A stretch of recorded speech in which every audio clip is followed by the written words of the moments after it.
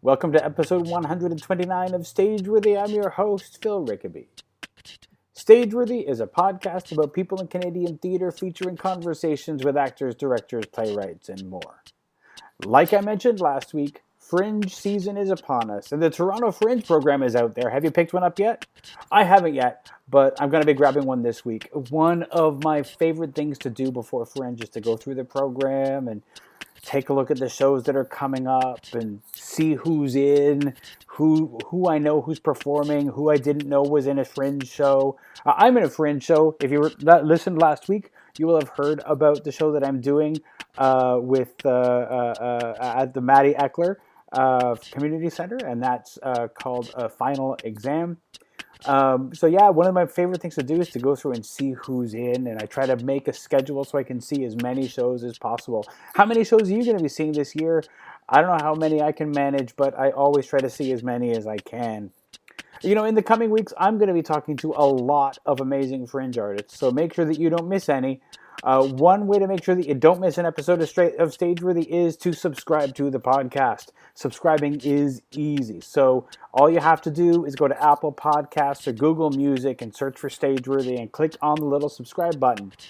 And if you like the podcast, I would love it if you'd leave a comment or rating because those things help new people find the show.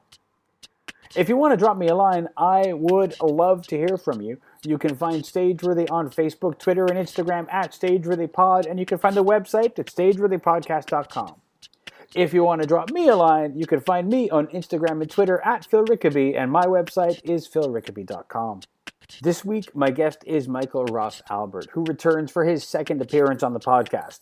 Michael has two plays being presented at the 2018 edition of the Toronto Fringe Festival. They are Anywhere and The Grass is Greenest at the Houston Astrodome, and we talked about both of them on this episode.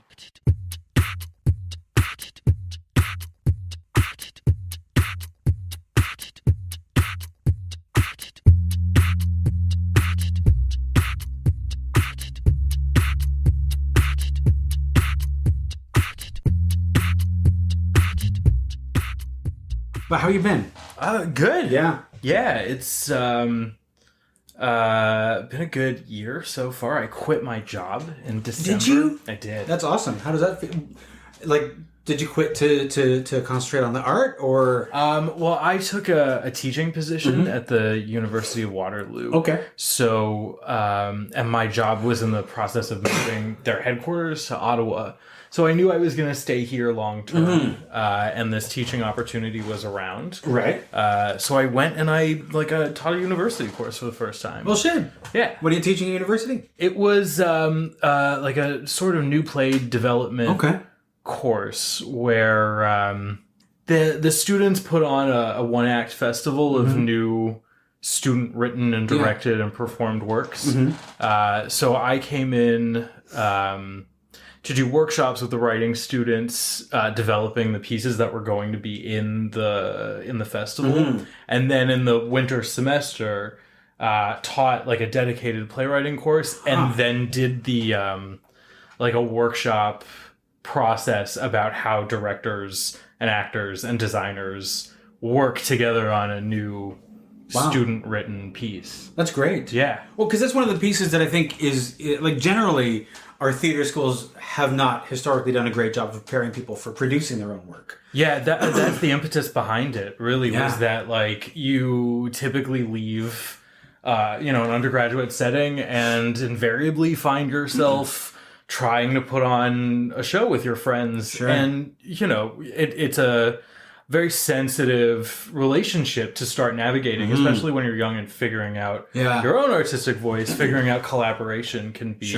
just as tough. So this, is kind of like, in addition to graduating and being able to audition for a Shakespeare play, you have, the beginnings of the skill set, the at least core foundation to work together to produce a show. Which has become one of the most, like, a really important aspect of like having a career, at least in this city, like being able to, even if it's Fringe, like doing your own stuff. And across all like performance media. You know, people are making web series or like their own short films.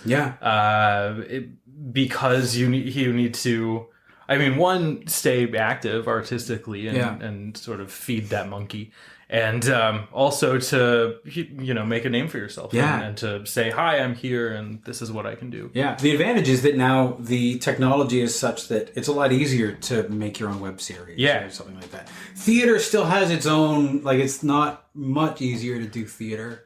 You still need to rent space and things like that. Yeah, there's certain overhead, just like with, you know, making a professional looking web series. You need the right equipment. Sure. Theater's got those inherent expenses to go with it, but I guess it's finding ways to make do with what's available. Which is what we are always doing. Yeah. So how was like teaching for the first time? Was that weird or? It was a bit strange. Yeah. One of the students in my class is a professional actor who has been at Stratford for 15 years and was doing his BA and was in my class, and we have like mutual friends, and he's a bit older than I am. So every now and then I would, you know, like shoot a look across the room of like, I don't know what I'm doing. But I don't think the other students, I hope they weren't in on that joke. It was a really positive experience. Good. It was, I was in the process of like working on some new stuff myself. And I could hear advice come out of my mouth directed at people who were in their own process that I realized I need to kind of intuit and take on myself. That's a really interesting spot to be in, to be giving advice and sort of realize, oh yeah, I have to remember that. That's something I should do myself. And, you know, eventually, I had one student who would like always turn it around on me. We'd kind of say like, I would talk about how I'm procrastinating and not really, I was like unhappy with the amount of work I was getting done. And she said, you know, early on in the semester, you said procrastination is very healthy. And I was like, I did say that. You're correct. Thank you. Thank you, student, for giving me that permission. Yeah. So it was great. It was really like refreshing and being around people at an early stage in their process, figuring it out and making really bold choices is inspiring. Nice. Yeah. Nice. So how did you end up with like, I mean, one of the plays that's in the Fringe is like, that's one of your published plays. Yeah. The other one is new. Yeah. So like, how did it end up that you have two shows in the Fringe? Cass Van Wyck, who is a great actress and a friend, got a spot in the festival. She applied to the lottery and didn't really have a project in mind. And she reached out to me pretty early and said, I have this spot. Do you have anything that I would be a good fit for? And I didn't really have anything kicking around that what I thought would be satisfying for an actress that's leading the production. So I thought, I'll just, I'll write something for you. And I've had an idea for a two-hander with two women kicking around for a little while. And this sounds like a really good excuse to work on it. This is, I've had an idea for the story. Do you have any specifications or anything that you're looking for? And she said, no, just write a play. Which is almost like not the help you're looking for at a certain point. Well, it was really great because it was very freeing for starters. And I knew that I had this idea kind of percolating, and I could kind of tailor the role to Cass and think of who else, other actresses that I have always wanted to work with, and kind of tailor a role to one of them. Luckily, Courtney Soane Lancaster, who's one of my favorites in the city, said yes. And, nice. she'll be playing the other role. So yeah, I kind of like wrote it with actresses of these calibers in mind, and I wrote it pretty quickly, and then sort of sat down with some folks who mostly work at the Assembly Theatre, and people seemed to kind of take to it, and Dave LaFontaine was there, and he had just directed my play Miss in the fall. So we kind of asked if he would be interested in directing it, and he said yes right away. And that was the rest. Kind of took care of itself. Nice. So it's brand new, and it's it's something that I'm going to be working on during the rehearsal process, which begins later on this evening. Oh, this very yeah. We had a sort of informal first read through last week, and tonight is the first go-to rehearsal. And that's Anywhere. That play is called Anywhere. Okay. Do you know what venue that one's in? It's in the Factory Studio Theater. Oh shit! Okay, that's nice. Yeah, it's a good space. It's a good space, and it's kind of a claustrophobic thriller almost that takes place in real time. And I think the studio was our first choice. There's something about the way it's laid out and the audience configuration that makes it possible to have that experience. I love those smaller spaces. There's something kind of, to me, that's like, oh, we're gonna put you in the main space at the Factory, which is always like, shit, really? Yeah. I had a next stage show that was in the main space, and it was it's a very intimidating house to fill. And if you have a small cast and are working within the storage limitations of a Fringe setting, filling the main space visually even is it's so wide and so deep that it's kind of a it can be a really intimidating production. I always think about the fact that there's a balcony that almost never gets filled. I've been at maybe 2 shows that put people on the balcony in my Fringe history. So it's you have this, but then you've got all of that way up there, which is kind of an intimidating thing in that space. Yeah, certainly is. So the studio space is like a gift. Yeah, it's great, and it sort of feels. So one of the first plays I saw downtown in Toronto was the original production of Beaver by Claudia Day at the Factory Studio when I was 12 or 13, and it's one of those experiences that kind of blew my mind. People were smoking and swearing and drinking on stage, and to me, the Factory Studio has a little bit of that naughtiness. So it's I think it's a really good vibe for the piece, and we have an 11:15 performance on Friday the 13th. No, that's I know, kind of awesome actually. I think about it, I think it's the perfect time to see this particular play. I've always loved the Factory for it's beer tent 2.0. Yeah, at the Fringe, it's you hang out there. There's a little bit of shade. Yes, which is a blessing at times, and it's a great spot to just sort of hang out.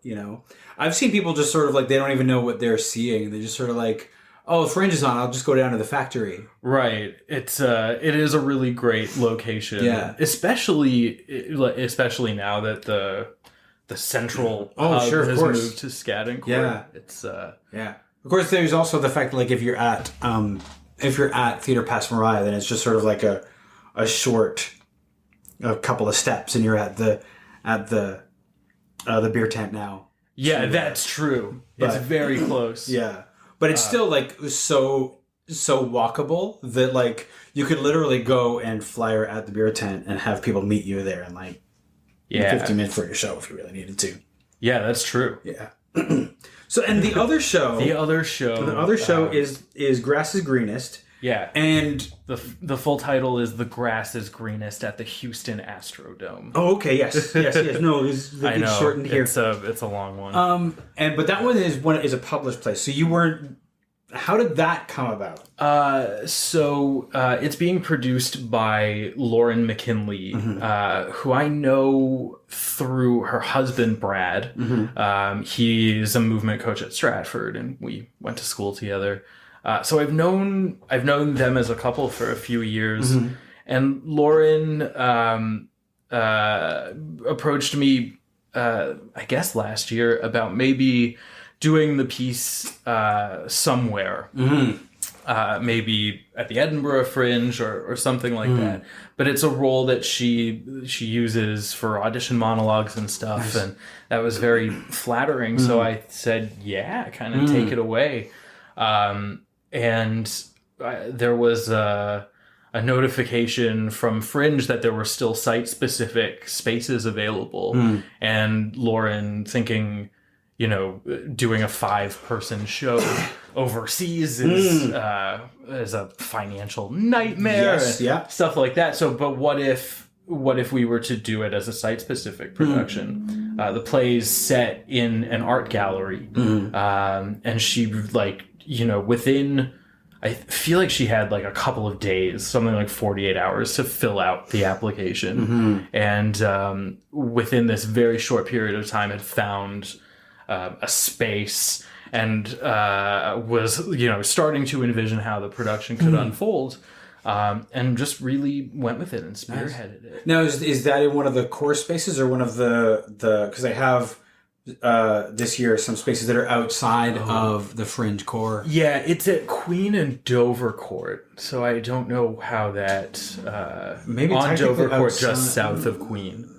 Maybe it's hard to know. I can never tell which is in and out because it depends on if they're using. Is the theater center one of their venues this year? Not this year, I don't then think. It's probably out. Yeah, which is a unique challenge. It's a little. It's having the theater center there would have been great because it's also sort of like a tent 2.0. Sure, because you've got like the cafe there and stuff. Exactly, like that, a really good like meeting hub. But it's a small venue that's off the beaten track. Hopefully, I think the aim is to have like 40 seats, and we're hopeful that everyone will just make the nice thing about it is that with site specific shows it has sort of a more traditional time frame. Sure, you can set your schedule. Yeah, so it'll be every night of the festival at 8. Which is a little easy. It's a little easier to get people out to than to have that. Yeah, the noon performances or 11:15. Now you're for anywhere the 11:15 is that 11:15. That's 11:15 in the morning or 11:15 at night. At night. So that's not so bad on a Friday. What you don't want is to be like 11:15 on a Tuesday or a Monday. That's a bit much. But some of the best experiences I've had fringing have been at that like 11:30 show in the Pasmarai backspace, like huddling next to the air conditioner as close as possible, and like really falling in love with a piece of random late night theater. Well, I mean, I really do love the late night theater. It's like when you look around at your audience people, maybe not on the Friday night, but like earlier in the week if you're at a late show, and you're sort of looking around at people, and you're sort of like, you guys. Yeah, you've been doing this all day. You guys, this is like your capper for a day of Fringe, which is sort of always fun to see. Who are these people? Oh man, they're God's gift. Yeah, exactly. This is not your first Fringe in Toronto? No. This is my first time producing in Fringe in Toronto. I'm producing Anywhere along with Cass. But I had a show a few years back, a play of mine called Karenin's Anna that Caitlin Robson produced and acted in. Nice. And that was a little while ago. Now, have you been trying to get in the Fringe? Because we all know the lottery is a bit of a... Yeah. I did for about a decade, I think. And I never got in. So I have recently stopped applying. I also... I don't... like I'm a planner, Yeah. and if I don't really have something that I can envision, I get a little anxious about the application process, even though it's like, just a fee. Yeah. Really just the giving money to the festival. I get, every time I'm applying for the Fringe, I have a project. Yeah. I'm not one of those people, you run into those people all the time who are like, oh, I don't know what I'm going to do, but if I get in, I'll make something. Uh-huh. And I'm always like, I have a project in mind. So for me, whenever the Fringe lottery is on, I'm like, I got skin in the game. Yeah. And so it's like this really stressful night, and they're like calling the number on one side of mine or the other side of mine. It's like it must that be whole so frustrating. And then if you don't get in, you're like, well, no, and maybe the idea, maybe I have to stop doing that. I don't know. I don't know what to really make of it, because I love fringing,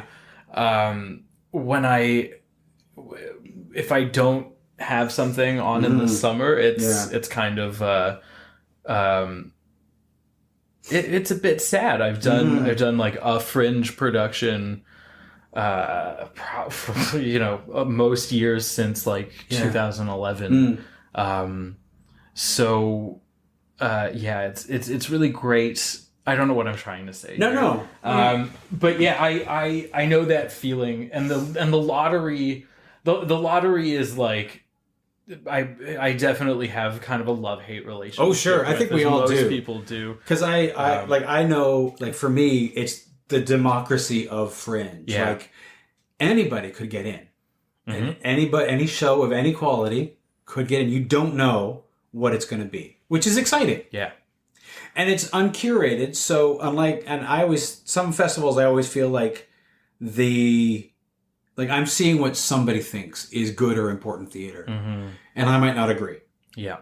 Whereas with Fringe, it's like, it could be anything. Exactly. And it's such a wild experience. There's a part of me that worries that if a non-theater goer who sees a random show in Fringe, it's very well advertised and marketed, and they have fun at the tent, and they're like, let's just see something random, and then they get a negative experience. That the Fringe has lost that customer. They've lost that potential audience member. What I find is always interesting about theater, though, is that I've encountered people who are like, oh, I saw a play once and I didn't like it, so I don't go to plays.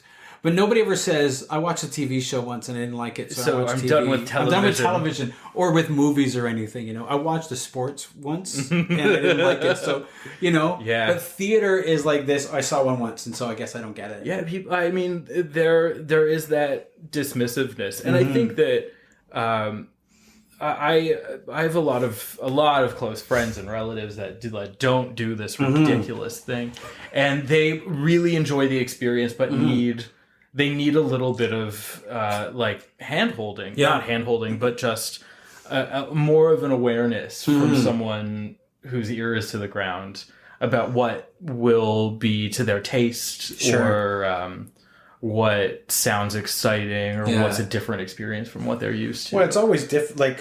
Early on, who the hell knows? That first weekend, that's the pioneers right there. Yeah. Who are going from the time that Fringe opens until Mooney finishes posting all of the reviews. Such a madhouse. Is you are, that's the risk. Since nothing is out there, you're taking a guess on everything. Yeah, definitely. It's an exciting time, and for the people that when you buy into that risk, those are the audience members that are going to keep coming back and fringing forever. Yeah. It's if somebody just goes to one Fringe show, they're not fringing. It's you have to go and see a bunch, and you kind of have to I don't know. Get a bunch of people together and let's rally around this new person, take them to all the shows. Yeah, I mean, I think that the passes, a 5-play pass or something, should be the. There's probably a way of generating more sales of that to first time fringers. Oh shit! Yeah. Because when you get a healthy smattering of stuff, you won't be so quick as to, and there, you can. work through that over the course of a weekend, and it's like, it's a fun activity to do. And even if you did it over the course of the Fringe, not even just like the course of the weekend, like you could see a whole lot of stuff. Yeah. And then you have more of a sense of what great things this randomness can achieve. Have you done any Fringes outside of Toronto? Yeah, for the most part, I've done the New York Fringe a bunch. Mm-hmm. And now, is that New York Fringe or is that the winter one? Which is... No, it's Frigid is the one that's on the CAF circuit. This is just the FringeNYC. Yeah. So I did. I studied playwriting in New York, so most of the stuff I did was there. Right, because when we talked about Miss was sort of like something that you did. In New York. Yeah, that was a Fringe show as well. So is the Grass is Greenest at the Houston Astrodome was first produced in Fringe. Okay. And yeah, that was a great experience, and I've always wanted to see a second production of it. So I'm very happy that someone's doing this small play from a few years ago.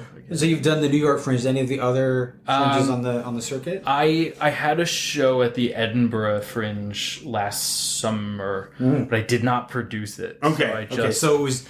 I was just on vacation. Well, I mean, did you go? Yeah. Nice. Yeah. That's gonna be a trip. I know some people who've gone, and it's one of those like I get if people are saying, "Oh, you should go to take your show to the Edmonton Fringe." I'm like, Edmonton, oh, that one's big. And then somebody's like, "Oh, take it to Edinburgh." I'm like, "Oh, no, too much." Yeah, I think that if I were producing it, I would be very frightened all the time. But if you're just there as a theater lover, I think it's kind of like what the afterlife must be like. Where it's just you can drink beer all day and see wonderful work from all around the world, and you're in fucking Scotland with these mountains and. It was just sort of crazy, and the whole city turns into a giant party. I've met people who are from Edinburgh, and they're like, "Oh, I leave the city for a month." Yeah, I can imagine. Yeah, I wouldn't want... The city is not designed for... I think it triples in size. Right, the population. It must. Yeah. So if it were the afterlife, there would be better crowd control. Yes, there would definitely be better and wider streets and things like that. But definitely. How was the show received in Edinburgh? There were a few audience members that saw it. I think most of the feedback was positive, but to be honest, it was pretty poorly attended. It wasn't. It's very hard to distinguish. Oh, sure. Oneself within the mess of people. Well, and there's thousands of shows over a month. Yeah. How do you get noticed? I think there was one performance where they did not sell tickets and kind of went on and just had did the archival footage and stuff like that. But it was that was a sobering part of it. But I think that it was generally a positive experience for the artists involved, and really just being there is a great time. Yeah, I love I've done a Fringe tour within Canada, and there's I don't know about the Edinburgh Fringe, but that brother and sisterhood that forms in the local Fringe is just sort of magnified among the people who are like, when you end up in another city, you're like, I know you. Yeah. You're a familiar face. Let's hang out. And by the time you're at the end of your tour, it's like, this is the family, which is kind of awesome. That sounds great. I've always sort of thought about doing a tour, but I get it's easier with solo performances or smaller teams, and I feel like my plays don't travel well. Well, I mean, the play that I was on tour with, we had 4 actors, 1 piano player, and a stage manager, so it wasn't a small play. Right. And you have to do a lot of fundraising if you're doing that. How many cities did you go to? We did Montreal, Winnipeg, Calgary, Edmonton. It's a big chunk of time, too. And having all of the different administrative nuances of each festival. Well, that's the other thing. Yeah. Is actually, Toronto Fringe is kind of the most difficult of the fringes in terms of their administrative nuances. Oh, yeah? And a lot of the other ones are a lot more, whatever. Okay. You show up, they're like, you want to do what? Whatever, sure. Don't burn the place down. Yeah, okay. I like rules. Yeah. I play well within the lines. Making it as idiot-proof as possible is helpful for... But I mean, if you as a producer. If you do the planning... And, somebody on the cast is willing to take on the role of production manager, because somebody's got to... things can go pretty smoothly, because once you touch down and you check in or whatever you do, it's just like any other fringe, although some of them are just a lot larger. Yeah. So it can be quite a thing. It sounds like a great adventure.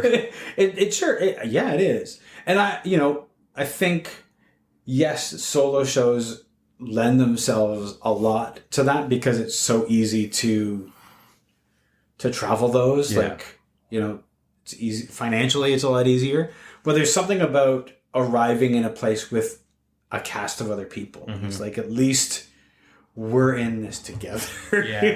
And you're like, it's like going to war together.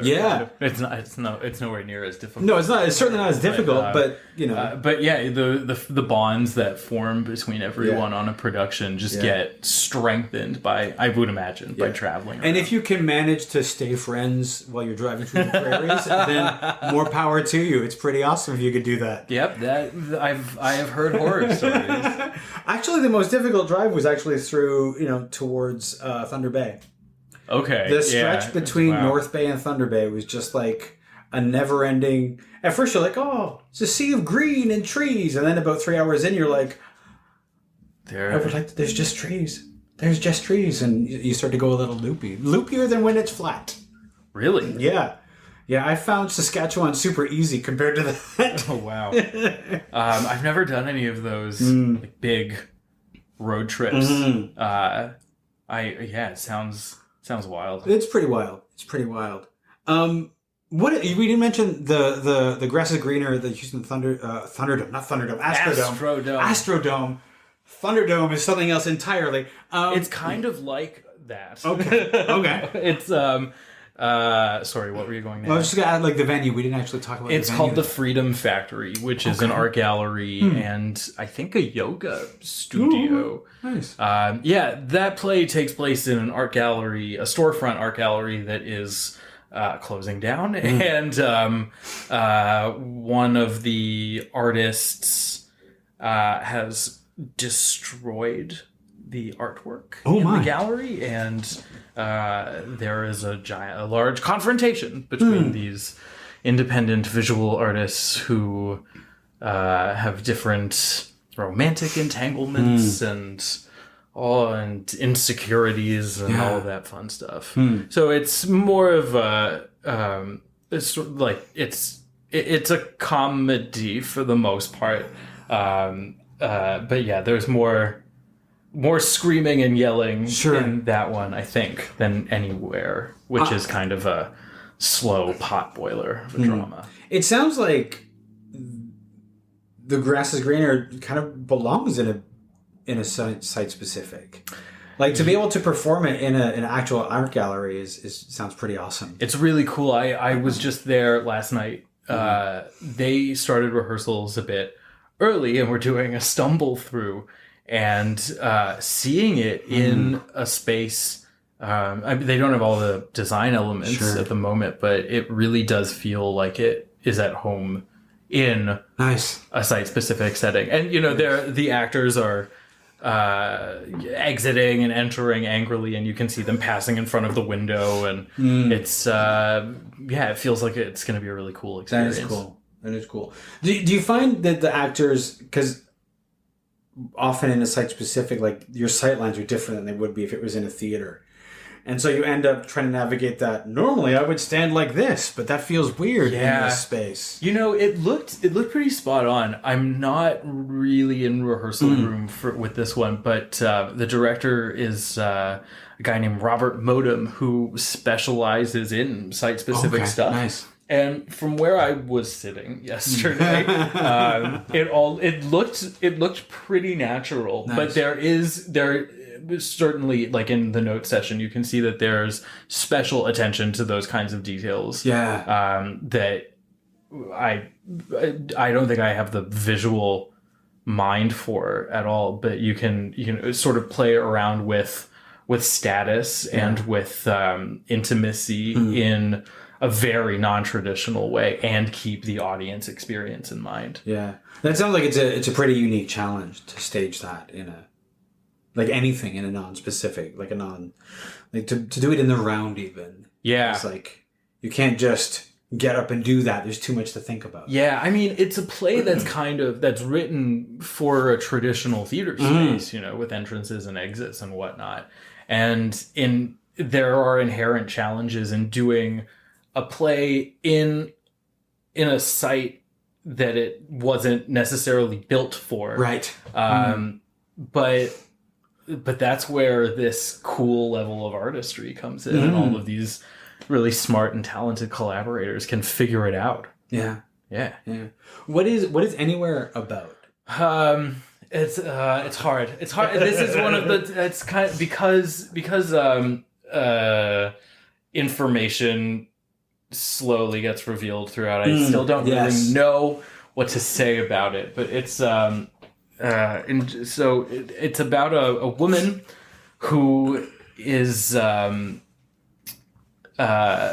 town for a conference and is staying at an Airbnb, and she returns from the last night of her conference, and the host of the Airbnb has been waiting up for her.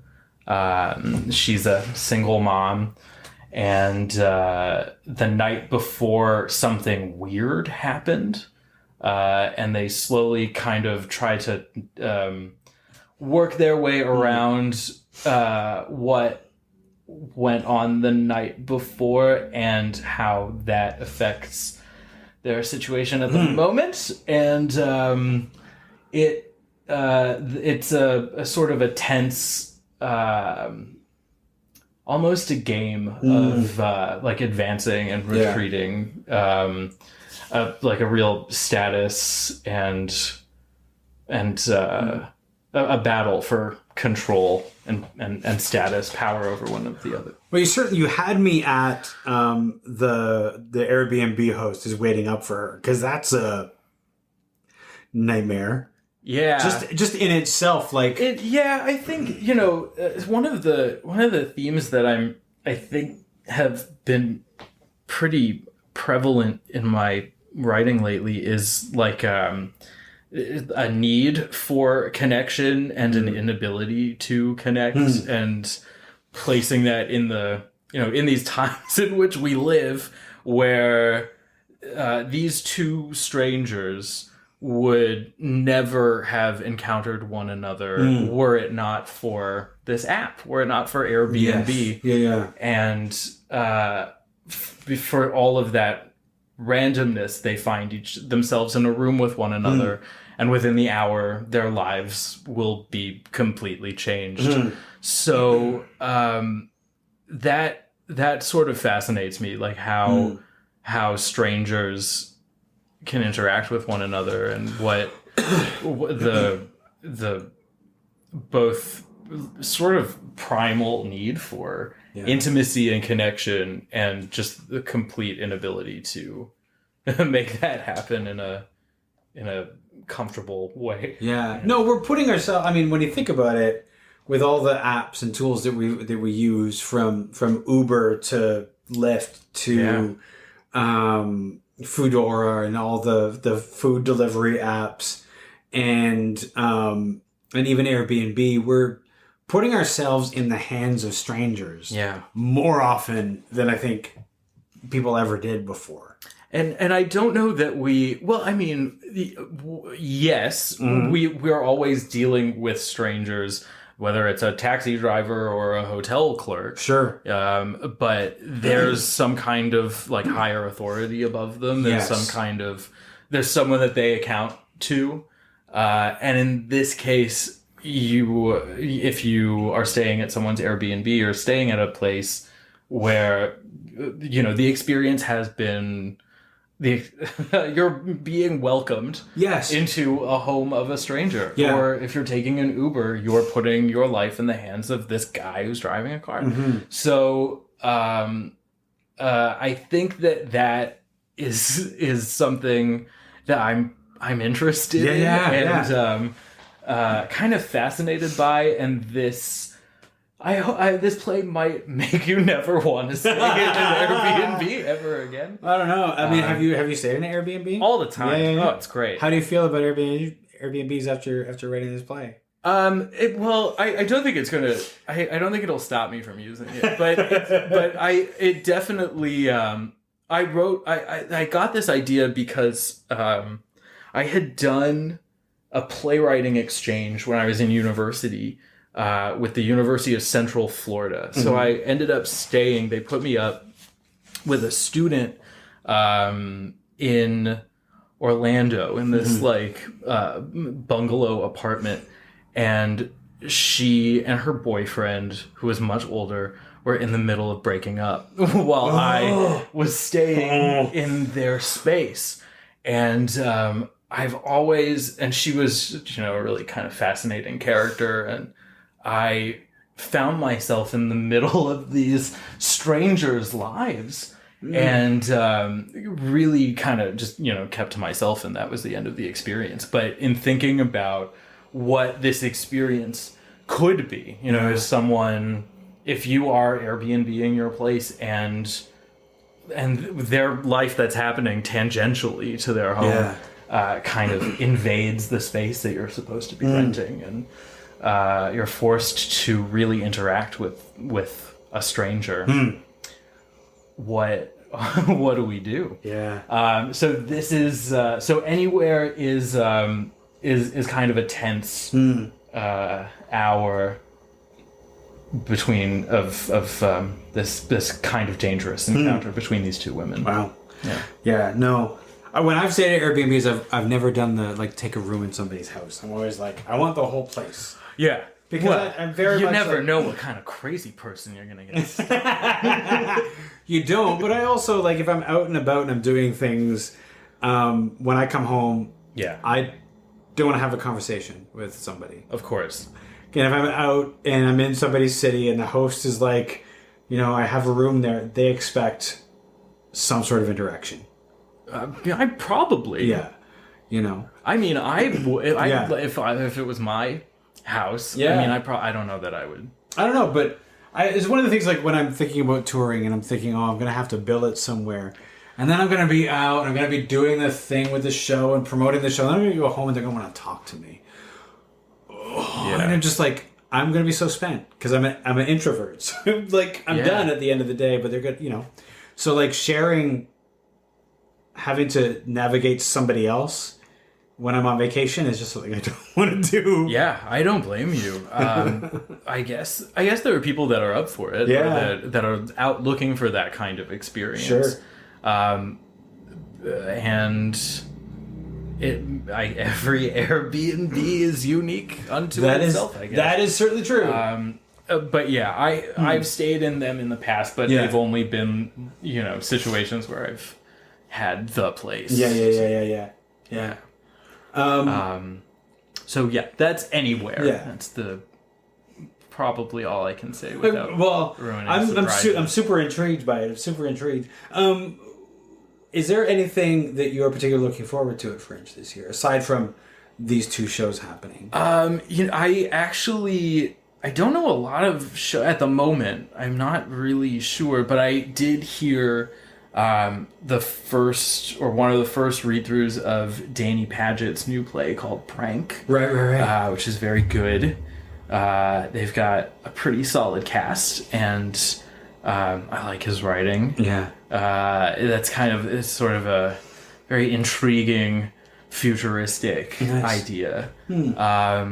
And what about you? Have you heard of have you been doing these interviews? I'm really only just sort of getting started. Okay. I've done a couple. And the interesting thing is that, the program isn't out yet. Right. And so, like, people are coming to me with some pitches, but that's all I'm getting. The buzz hasn't really started yet. Right, so right. Nothing is particularly standing out for me. It's quite early on. Yeah. As we record this, it's early on. Yeah. But, it comes up pretty quick. Yeah. I know. It's I'm very calm at the moment, but in like 2 weeks I'm probably gonna start getting nervous about stuff.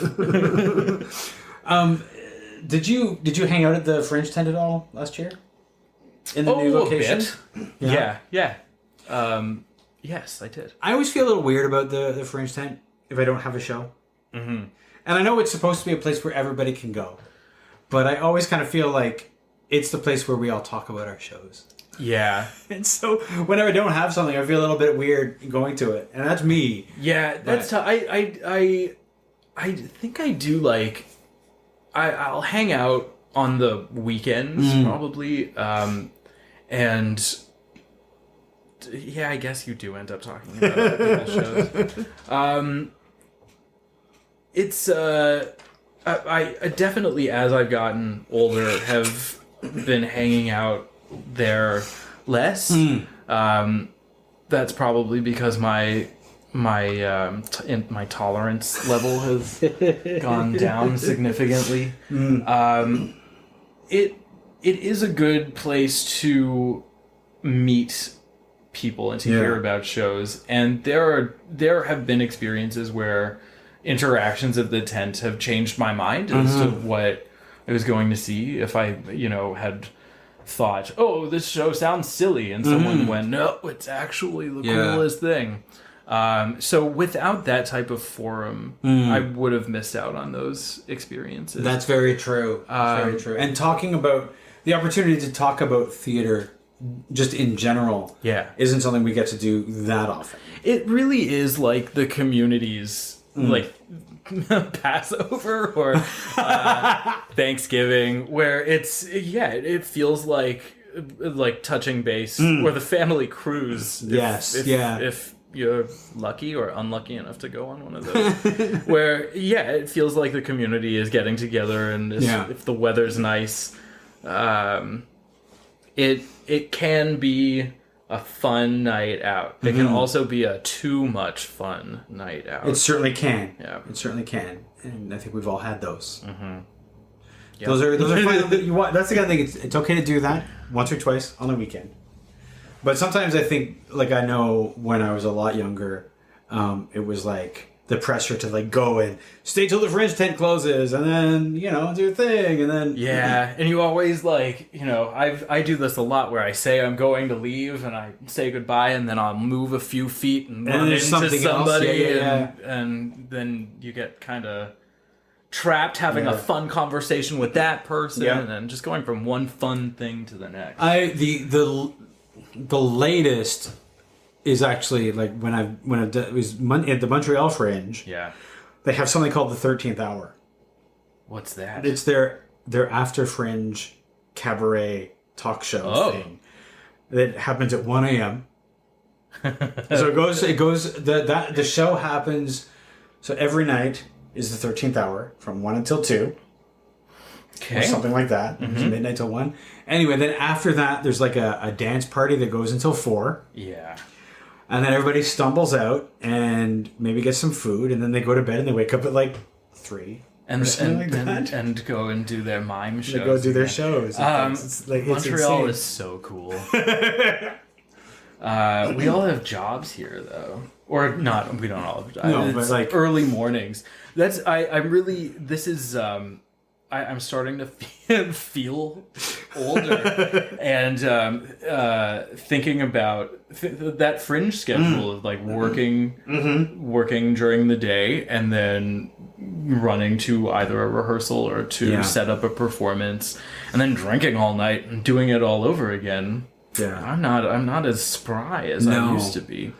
But it's really my favorite time of year. So it's kind of like theater Christmas. Yeah, exactly. Yeah, it's my favorite. I'm looking forward to it. I hope I get to see stuff. That's always the trick. Is like, especially if you work, is like trying to see as much as you can while also balancing the day job and things like that. Yeah, you end up having a lot of late nights. Yes. Yeah. Or, I'm not going to make it to that show because I have to work tomorrow, but the schedule just doesn't work out. Like all those dilemmas that sometimes pop up, and it's tough being an adult. It's responsibility. Responsibility. Who would have thought? Oh my God. I thought it was supposed to be fun. Michael, thank you so much for talking with me today. Thanks for having me.